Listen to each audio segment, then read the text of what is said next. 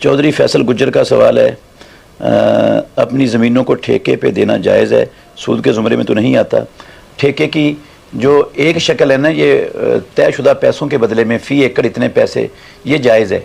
सही बुखारी शरीफ के अंदर हदीस है, किताबुल मुज़ारा में इमाम बुखारी ने बाब बांधा है, बाबो किराइल अर्ज़ बिज़्ज़हब वल फ़िज़्ज़ा, सोने और चांदी के बदले में ज़मीन को ठेके पर लेना और देना।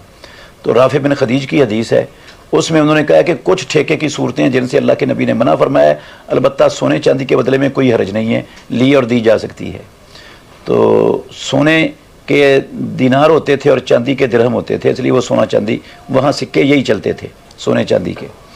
तो सिक्कों, इसलिए इसका मतलब है नकदी के बदले में नकदी तय करके ठेके पर लेने देने में कोई हर्ज नहीं है, ये सूद नहीं है।